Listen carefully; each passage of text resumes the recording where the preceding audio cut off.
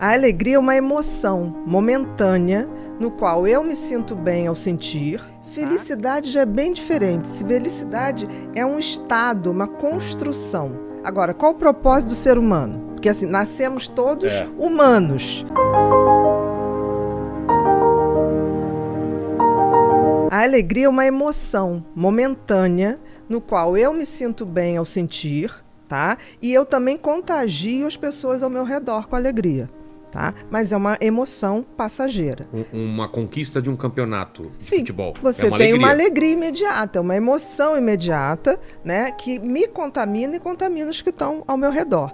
Felicidade já é bem diferente. Felicidade é um estado, uma construção.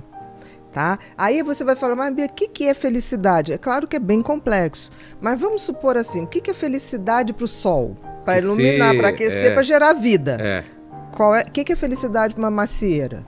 Dar frutos. É o propósito, então? Claro. Qual é então, o propósito? Quando você atinge o seu propósito, essa é a felicidade plena. Claro.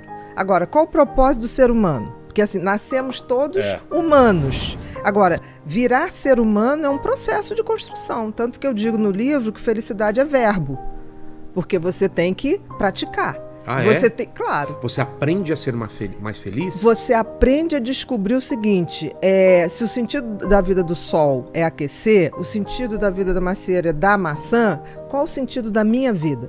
Porque o grande problema do ser humano, Vilela, é que ele se esquece que ele é um animal, como outros quaisquer, né? Um ser como outro qualquer.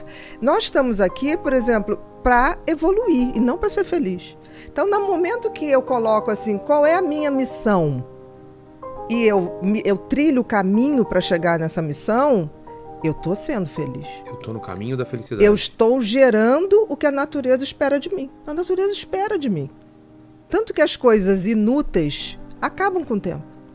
A natureza não suporta inutilidade. Por exemplo, as coisas que são concretas e verdadeiramente feitas de boa intenção, elas quase são eternas.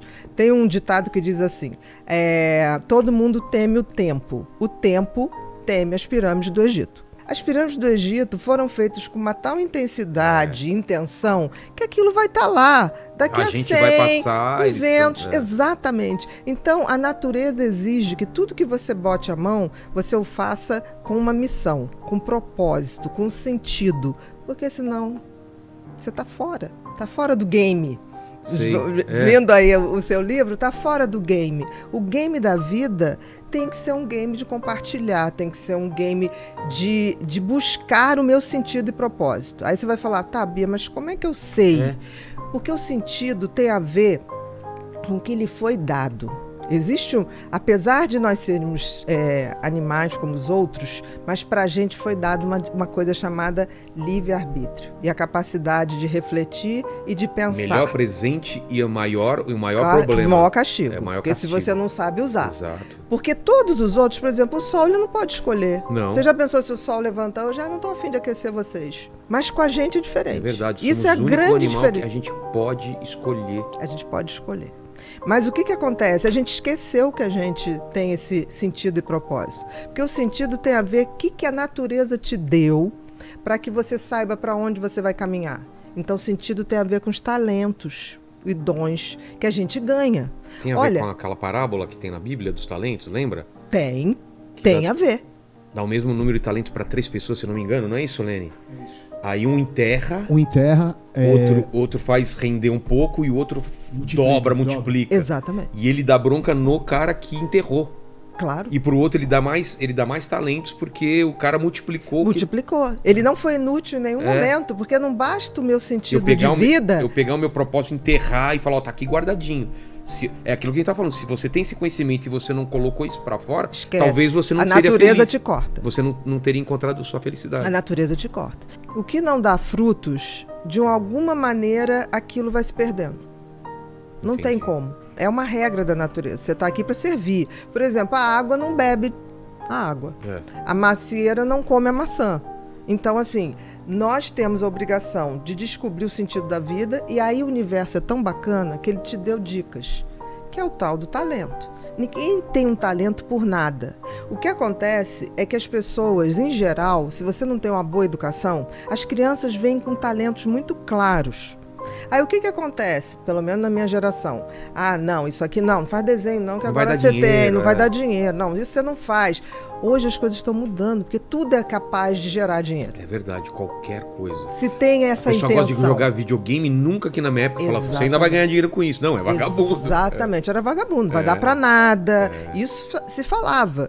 Então, no sentido, se você tem uma educação legal, você detecta no teu filho desde muito cedo qual é o sentido da vida dele. Que é exercer aquele talento, exercer aquele dom, aprimorar, receber outros e tocar à frente. Agora, e o propósito? O propósito é quando eu pego isso para transformar a minha vida numa pessoa melhor e também depois eu compartilho. Então, quando eu pego o sentido e compartilho, aí eu atinjo a glória da vida. É a tal felicidade. Você vê o seguinte, não podemos esquecer que nós somos seres sociais. Sim. Então nós nascemos para atingir o outro, para nos conectar com o outro. Isso está no nosso DNA, Isso está no nosso DNA. É inacreditável. Por isso que a gente tem empatia. Você se conecta com o outro. O que é empatia? Se não fosse necessário, a gente não teria empatia. Não viria esse gene da empatia pra gente. Claro. A gente teria uma indiferença ao outro indivíduo. Com certeza. E isso é tão precoce que um bebê de 8 meses já detecta quando uma outra criança sofre. Por exemplo, você está numa pracinha com o teu bebezinho. Se uma criança cai ou chora, ele transforma a facezinha assim, apreensiva. E tem uns que chegam a chorar também, não sabe nem o que está acontecendo, mas choram.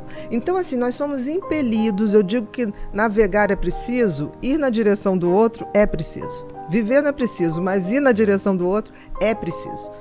Né? Porque a gente só se faz na convivência com o outro. Por exemplo, por mais diferença que eu tenha de você e você de mim, é nessa interação da gente que eu me reafirmo ou não. Porque quando eu falo assim, filha, eu não entendi isso que você está falando, mas eu sou o oposto. Mas nessa hora que eu digo eu sou oposta, eu estou me reafirmando. Você se colocou no meu lugar. Não, eu estou me reafirmando. Eu sou diferente dele. Por isso. Então, assim, e a gente vive hoje, você falou das pessoas postarem tudo. Eu queria crer que as pessoas postavam, tipo assim, não deixa de ir nesse lugar. Exato. Isso é uma coisa. Hoje existe grande parcela das redes sociais que postam para causar inveja no outro. E isso é triste. Isso é muito triste. Porque assim, eu só posto uma coisa que eu realmente indicaria para alguém. Um pôr do sol, uma música, um lugar que eu falo, vale a pena estar aqui, né? Hoje em dia, não. Tanto que uma das coisas que eu acho que afasta muito a gente dessa condição de ser humano, de compartilhar, é a tal da ostentação. Eu acho a ostentação uma das coisas mais... Mas tem uma explicação para isso? Tem. A gente vive numa sociedade em que você está valendo pela grife que você usa. Né? Você está sendo... Não, e hoje em dia pelo número de seguidores. Nome de seguidores. Mas você vê, as grandes pessoas que têm milhões de seguidores são pessoas que ostentam uma vida que eu não sei nem se elas têm. Mas perfeita. Perfeita. O que a gente sabe que é uma mentira. Então, assim, existe hoje um movimento de massa... E isso é muito ruim, onde as pessoas estão se iludindo. O Freud dizia uma coisa que era mais ou menos assim, não vou lembrar da frase, ele dizia assim, as pessoas não querem a verdade, as pessoas querem a mentira, porque a verdade faz você tomar uma atitude. Quem falou isso? Freud. A massa nunca teve interessada... É o mito da caverna, do Platão. Exatamente. A massa nunca teve interessada na verdade.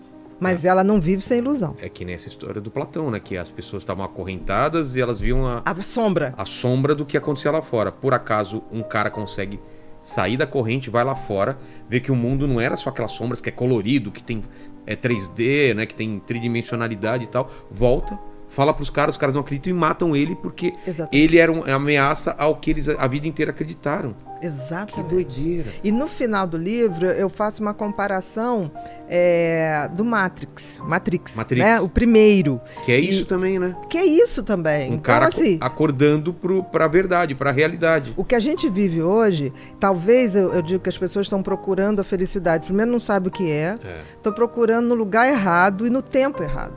Tempo também? Tempo. Porque assim, você só tem como ser feliz aqui e agora. Ah, tá. Todo o resto não existe. O tempo que a gente tem de relógio é uma abstração. Putz, porque o agora não existe, né? O tempo é uma entidade tão mequetrefe que ela não se sustenta.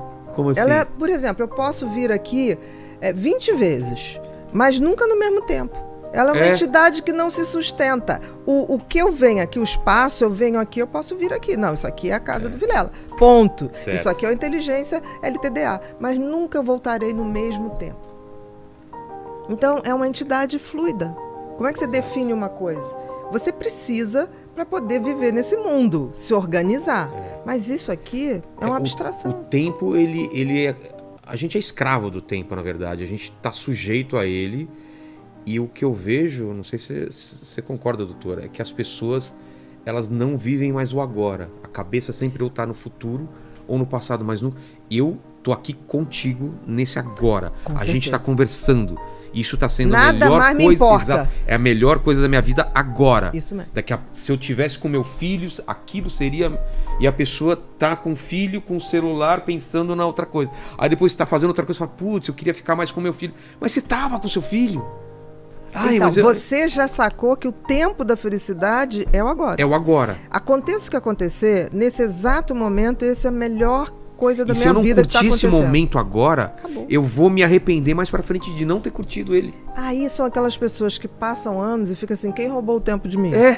Ninguém a vida roubou, passou e você só não estava lá. Exatamente. Quando ele estava, entendeu? Então, assim, essa abstração que as pessoas fazem do tempo futuro, eu vou ser feliz, as pessoas têm isso, né? Eu vou ser feliz quando eu me formar, eu vou ser feliz quando arrumar um emprego tal, eu vou ser feliz quando me casar, quando tiver filho, eu vou ser feliz quando me aposentar. Tá, mas por que jogar a felicidade lá pra frente, né? Porque as pessoas acham que é isso, porque as pessoas têm parâmetros errados de felicidade. Quem é que... eu vejo gente falar assim, quando eu me aposentar, não vou fazer nada. Cara, a natureza te elimina se você ficar fazendo nada. Você vai ter Alzheimer, entendeu? E vai ser eliminada do jogo. Porque a natureza, ela pune a inutilidade. Então esse sonho de ficar, eu vou ficar deitada, não fazendo nada. Eu quero me aposentar um dia, mas para fazer outras coisas. Exato. Fazer outros erros.